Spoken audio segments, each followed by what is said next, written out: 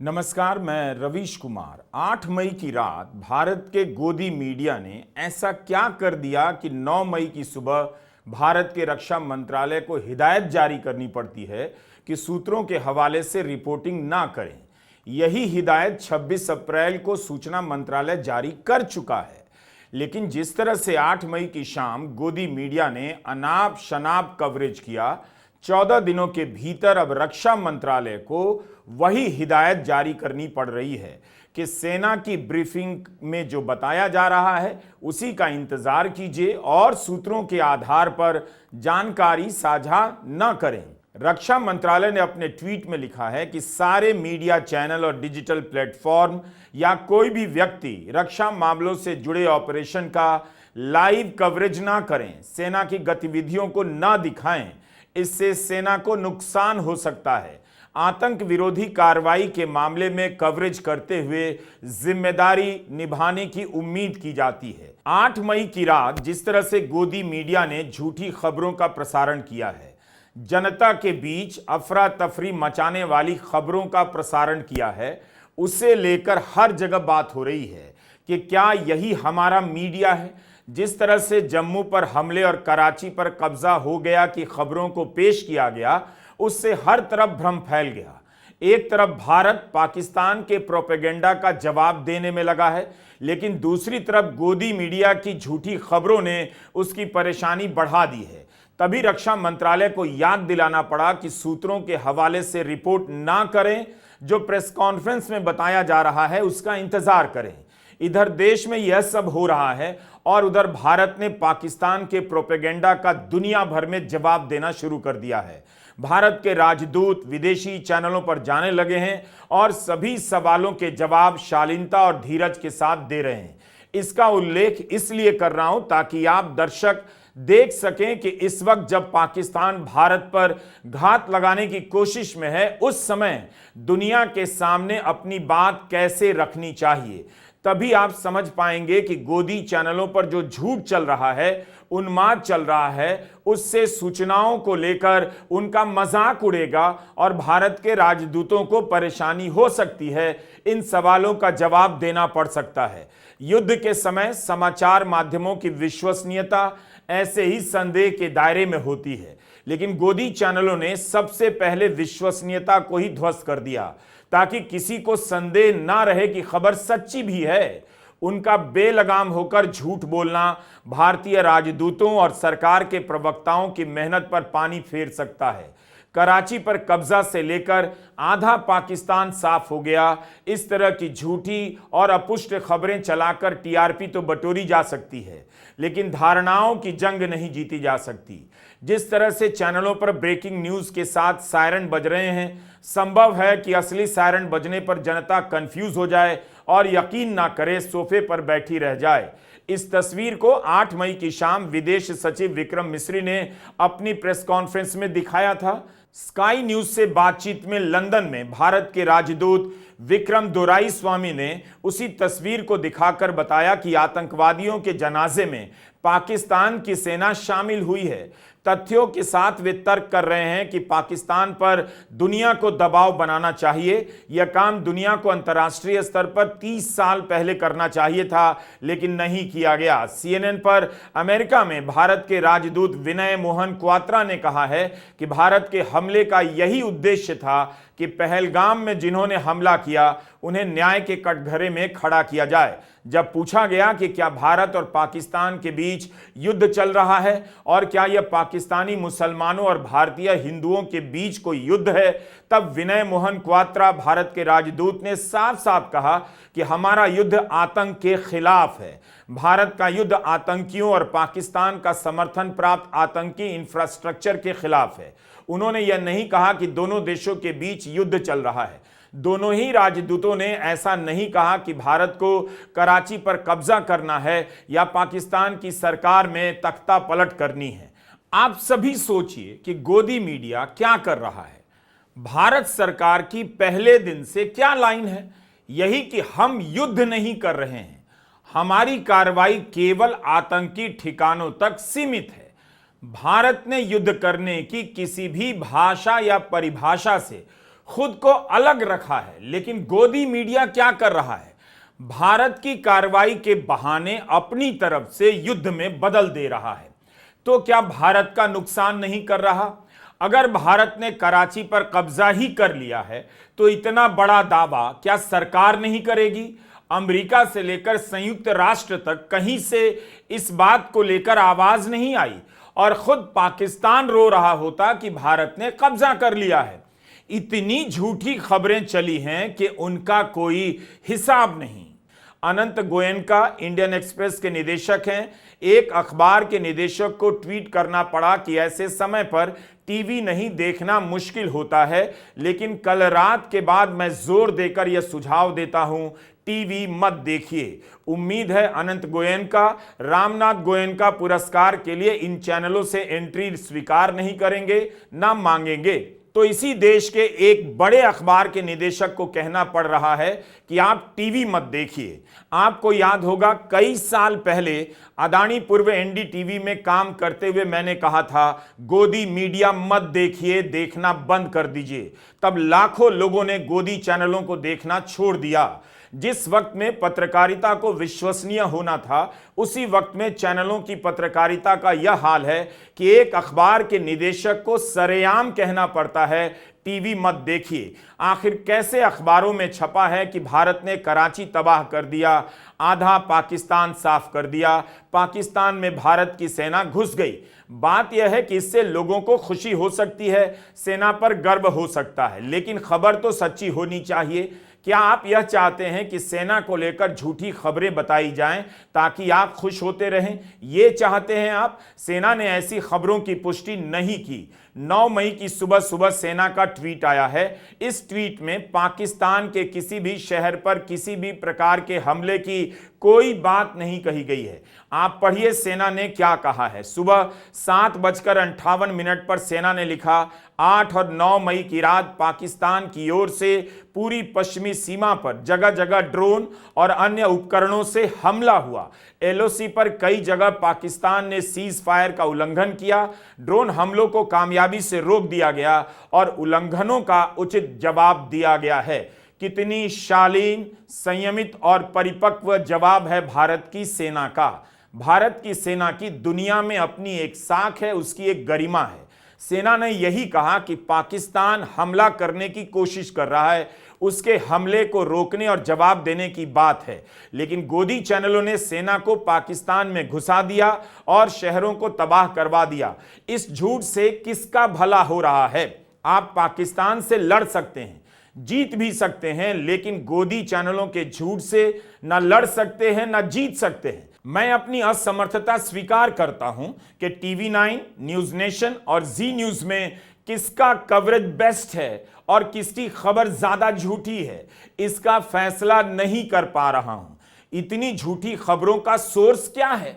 इन चैनलों को कैसे पता चल रहा है कि कराची पर कब्जा हो गया है? इस वक्त यही पता करना मुश्किल हो चला है। मुझसे डिसाइड नहीं हो पा रहा कि जी न्यूज ने न्यूज नेशन को पीछे छोड़ दिया है या न्यूज नेशन ने एंटायर नेशन को पीछे छोड़ दिया है। पता करना चाहिए कि इन चैनलों के दर्शकों के बीच तंबाकू, गुटखा, सुर्ती की खपत कितनी बढ़ गई है। यह सब स्वास्थ्य के लिए हानिकारक है। हम ओरिजिनल थंबनेल आपको नहीं दिखा रहे, हो सकता है तीनों चैनलों को बुरा लग जाए, इसलिए उनके थंबनेल पर जो लिखा है उसका संग्रह आपके लिए किया है, उसकी प्रस्तुति बदली है, मगर लिखावट, हेडलाइन का टेक्स्ट सेम है। न्यूज नेशन ने एंटायर नेशन को बताया है कि पाकिस्तान के 5 शहर तबाह हो गए और टीवी 9 ने बताया है पाकिस्तान के 25 शहर तबाह हो गए। आईएनएस विक्रांत उड़ाया कराची एयरपोर्ट, पाक के 4 फाइटर प्लेन सेना ने गिराया, पाकिस्तान के 5 शहर नक्शे से हुए गायब, भारत के कब्जे में आया पीओके, डर कर भाग गए शहबाज शरीफ और असीम मुनीर, मैच होने से पहले उड़ा दिया पाकिस्तान का स्टेडियम। टीवी 9 की ये हेडलाइन है, भारत का पलटवार, पाकिस्तान के 25 शहर तबाह, लाहौर, इस्लामाबाद और सियालकोट में जबरदस्त हमला, आईएनएस विक्रांत ने कराची पोर्ट को किया तबाह, सुबह सुबह पाकिस्तान के 6 शहर पर टूट पड़ी भारतीय सेना। अब जी न्यूज की हेडलाइन देखिए, पाकिस्तान के कई शहरों पर कब्जा, कराची नक्शे से गायब, पाकिस्तान का आर्मी चीफ गिरफ्तार हो गया, हो गया तख्ता पलट। पाकिस्तान की राजधानी इस्लामाबाद पर कब्जा, भारत का खौफ, बंकर में छिपे शहबाज हाफिज, मिली लोकेशन। सुबह सुबह भारत ने उड़ा दिए पाकिस्तान के कई शहर। न्यूज नेशन के अनुसार पाकिस्तान के प्रधानमंत्री शरीफ भाग गए हैं और जी न्यूज के अनुसार पाकिस्तान के प्रधानमंत्री की लोकेशन मिल गई है। क्या आप तय कर सकते हैं कि किस चैनल को पुरस्कार दिया जाए, जिसने पाकिस्तान के प्रधानमंत्री के भागने की खबर बताई या जिसने उनके लोकेशन मिलने की खबर बताई? इन 3 चैनलों के थंबनेल से आपको क्या पता चला? यही कि भारत ने कम से कम पाकिस्तान के 5 और अधिकतम 31 शहरों को तबाह कर दिया है। पाक अधिकृत कश्मीर से लेकर कराची तक भारत के कब्जे में आ गया है। जी न्यूज का चयन इसलिए किया क्योंकि हाल ही में फिल्म अभिनेत्री रिया चक्रवर्ती के बारे में जब सारी खबरें झूठी निकली, सीबीआई ने सबूत न मिलने पर उनके खिलाफ केस बंद कर दिए, तो जी न्यूज के संस्थापक और अब खुद को मेंटोर कहने वाले सुभाष चंद्रा ने रिया से माफी मांगी। इसके बाद भी जी न्यूज ने कोई सुधार नहीं किया। लगता है सुभाष चंद्रा अपना चैनल नहीं देख रहे हैं, कहीं ऐसा ना हो कि उन्हें एक और माफीनामा लिखना पड़ जाए। 8 मई की रात गोदी चैनलों पर झूठ की बम्बार्डिंग हो गई। ऐसे ऐसे बम्बास्टिक झूठ बोले गए कि दर्शक परेशान हो गए कि सही खबर क्या है। हमने आपको 3 चैनलों के थंबनेल के बारे में बताया, लेकिन और मेहनत करेंगे, आप भी करेंगे तो पता चलेगा कि सभी चैनल इस तरह की हरकत करते रहे। आपको यह अंतर समझना होगा कि गोदी मीडिया झूठी खबरें चलाकर, अनाप शनाप दावे कर भारत का भला नहीं कर रहा है। आप भारत के साथ एकजुटता के साथ खड़े हैं भी, लेकिन इस गोदी मीडिया के झूठ का साथ कैसे दे सकते हैं? प्रधानमंत्री मोदी को भी तुरंत संपादकों को बुलाकर बात करनी चाहिए कि यह सब क्या चल रहा है। भारत का पक्ष इन चैनलों से गायब है और भारत के पक्ष के नाम पर इनके एंकर अपनी अपनी मनगढ़ंत बातें चला रहे हैं। उम्मीद है आप इतनी सी बात समझने की स्थिति में अब भी हैं। यह अभिजीत अय्यर मित्रा हैं। इन्होंने एक्स पर पोस्ट कर दिया कि खुफिया जानकारी के मुताबिक कम से कम 2 रॉकेट गोल्डन टेम्पल की ओर आ रहे थे, जिन्हें गिरा दिया गया। इन बातों से कितनी अफरा तफरी मच सकती है? इस पर शिरोमणि गुरुद्वारा प्रबंधक समिति ने कार्रवाई करने की मांग करते हुए एक लंबा जवाब लिखा है कि सरकार के पक्ष के बिना छापी गई इस झूठी सूचना को हटाइए। सरकार ने अपनी तरफ से उन 15 सैन्य ठिकानों की जानकारी दी है जिन्हें 7 मई की रात निशाना बनाने की कोशिश की गई, मगर इस व्यक्ति ने खास तौर पर इस तरह से जानकारी दी है कि जैसे अमृतसर में श्री हरमंदिर साहिब ही एकमात्र निशाना थे। मौजूदा हालात में इस तरह का दावा बहुत गंभीर और आपत्तिजनक है। सरकार को ऐसी भ्रामक जानकारियों, फेक न्यूज और अफवाहों पर नियंत्रण करना चाहिए। ऐसा प्रतीत होता है कि इस तरह की झूठी जानकारी फैलाकर जानबूझकर आम जनता में घबराहट और भय का माहौल पैदा किया जा रहा है। समिति ने मांग की है कि इस मामले में कानून के तहत कार्रवाई की जाए। अपनी तरफ से पीआईबी ने भी ऐसे भ्रामक वीडियो का खंडन किया है जिन्हें अमृतसर का बताया जा रहा था। बताया है कि यह तस्वीर 2024 में जंगलों में लगी आग की है। यही नहीं, इन सब को पता है कि झूठ से जनता में बेचैनी बढ़ रही है, तो अब यह झूठ को ही राष्ट्रीय महत्व की संपत्ति बताने में जुट गए हैं।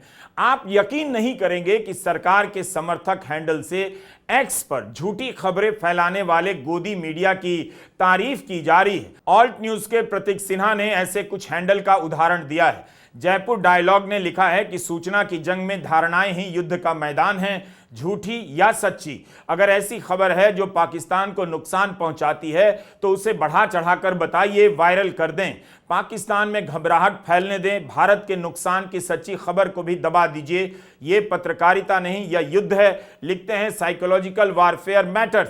हर पोस्ट एक गोली है। अय्यर ने भी इस तरह का ट्वीट कर अब डिलीट कर दिया है। उसमें तो जनाब लिख रहे थे कि जो भी फेक न्यूज को पकड़ रहा है वो पाकिस्तानी है, इस तरह की दलीलें दे रहे थे। भूल गए कि पीआईबी जो सरकार की संस्था है वह भी फेक न्यूज को पकड़ने में लगी हुई है।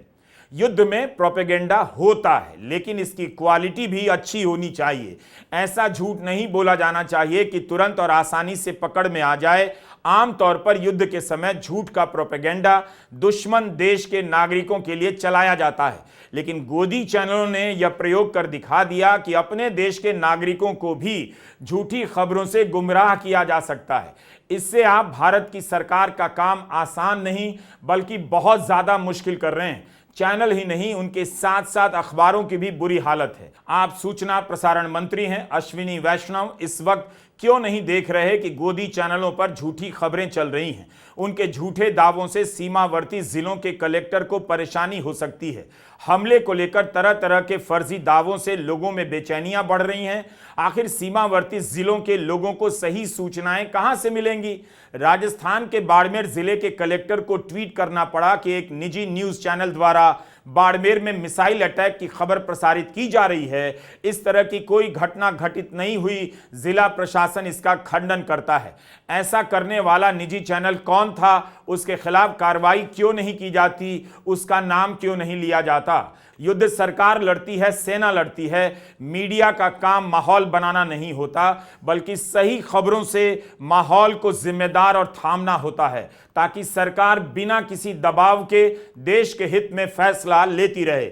सवाल है कि इस वक्त पीआईबी फैक्ट चेक कर रहा है तो वह इन गोदी चैनलों की खबरों की फैक्ट चेक क्यों नहीं कर रहा तो उनका नाम क्यों नहीं ले रहा? इन चैनलों पर सेना के उपकरणों की तस्वीरें दिखाई गई हैं, ऑपरेशन डिटेल की बात हो रही है, तब भी इनके खिलाफ एक्शन नहीं होता। आखिर पीआईबी गोदी चैनलों को खुली छूट क्यों दे रहा?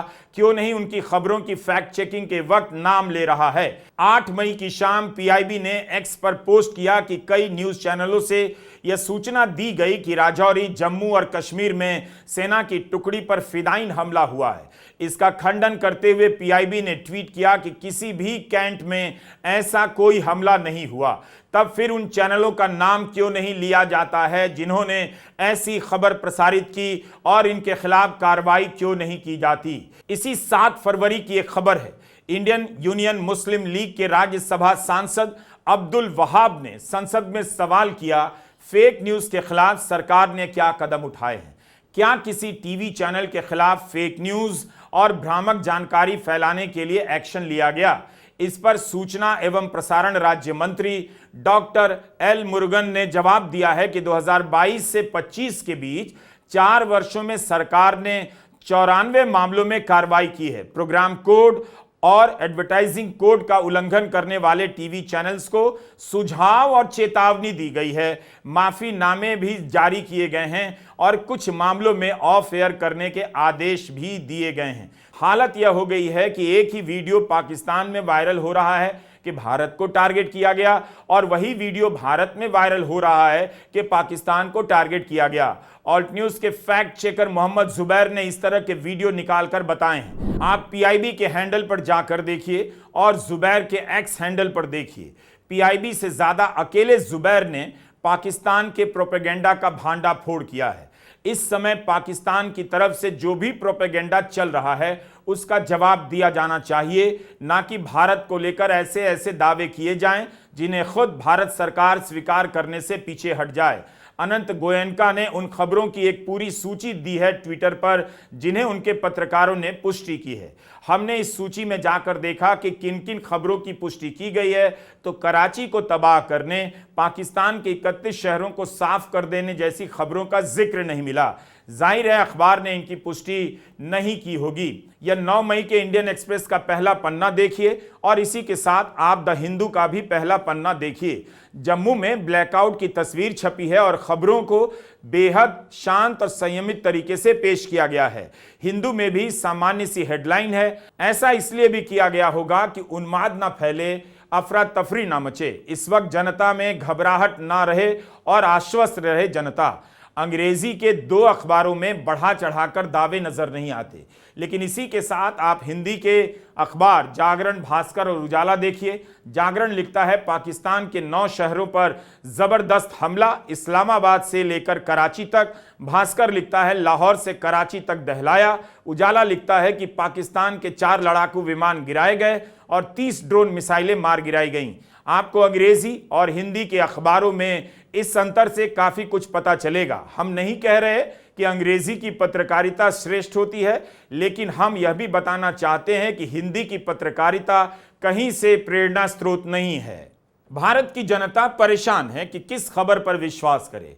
एंकर जो कह रहा है वो खुद से कह रहा है या उसका कोई आधार भी है। इस समय लाखों करोड़ों लोग टीवी देखने आ रहे हैं और कहीं से उन्हें सही खबर नहीं मिल रही।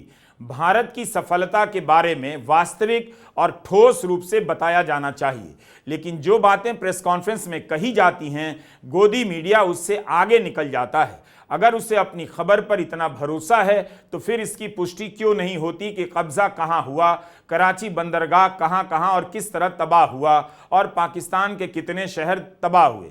सरकार क्यों नहीं इन खबरों की पुष्टि कर रही है? किसी भी प्रेस कॉन्फ्रेंस में ऐसे दावों की पुष्टि नहीं की गई। 8 मई की रात सीमावर्ती इलाकों में पाकिस्तान की तरफ से हमले की इतनी खबरें चलने लगीं जिनमें से कईयों का कोई आधार नहीं था, किसी की तरफ से पुष्टि नहीं हो रही थी। एक धमाके की तस्वीर वायरल होने लग गई। दावा किया गया जम्मू एयरफोर्स बेस में हो रहे धमाकों की तस्वीर है। इसका खंडन पीआईबी ने किया या लिखा कि यह तस्वीर 2021 में काबुल एयरपोर्ट पर हुए धमाके की तस्वीर है। इसी तरह जम्मू में सेना की टुकड़ी पर हुए फिदाइन हमले की झूठी खबर का भी खंडन किया गया। पीआईबी के अलावा अन्य लोगों ने भी सक्रिय होकर जम्मू के बारे में फैलाई जा रही झूठी खबरों का खंडन किया। एक ट्वीट वायरल होने लगा कि जम्मू कश्मीर में इंटरनेट बंद कर दिया गया है। इसका खंडन करते हुए काउंटर डिसइंफॉर्मेशन सेंटर नाम के कश्मीरी संगठन ने लिखा, यह झूठी जानकारी है। एक YouTube चैनल के नाते हम कितनी जिम्मेदारी से काम करते हैं। लिखते समय बार बार तथ्यों की जांच करते हैं। सरकार किसी YouTube चैनल के बारे में तुरंत एक्शन लेती है, बंद कर देती है, लेकिन झूठी खबरें चलाने वाले गोदी मीडिया के खिलाफ कोई एक्शन नहीं लेती। गोदी मीडिया खुद को सरकार से ऊपर समझने लगा है क्योंकि सरकार ने इन चैनलों के खिलाफ कोई एक्शन नहीं लिया। हमें चैनल बंद हो जाने की चिंता दिन रात रहती है, लेकिन इनके तमाम अपराधों को माफ कर दिया जाता है। इनके लाइसेंस पर कोई खतरा नहीं होता। कई लोग गोदी चैनलों के झूठ की आलोचना से आहत हो जाते हैं। हमने संकट के वक्त देश की आलोचना कर दी ऐसा समझते हैं। पहले तो हमने देश और सेना को लेकर कुछ भी नहीं कहा। गोदी चैनल देश नहीं है और अगर संकट का समय है तो उनकी जिम्मेदारी है कि सही खबर दें। ऐसी खबर ना दें कि आम जनता में घबराहट फैले, खुद रक्षा मंत्रालय को हिदायत जारी करनी पड़ जाए। युद्ध के दौरान किए जाने वाले प्रोपेगेंडा का मकसद क्या होता है? यही कि दुश्मन देश को छकाना है, लेकिन अपने ही देश से इतना झूठ बोलना कहीं से युद्ध के मकसद को पूरा नहीं करता। कारगिल युद्ध के समय भारतीय प्रेस की साख इतनी ऊंची थी कि उनकी रिपोर्टिंग के सामने पाकिस्तान का प्रोपेगेंडा ध्वस्त हो गया। आज भारत की सेना सबसे अधिक तैयार है, सशक्त है, तो उसे इतना कमजोर और गैर पेशेवर मीडिया का साथ मिल रहा है। इन दोनों में अंतर को आपको देखना ही होगा। नमस्कार, मैं रवीश कुमार।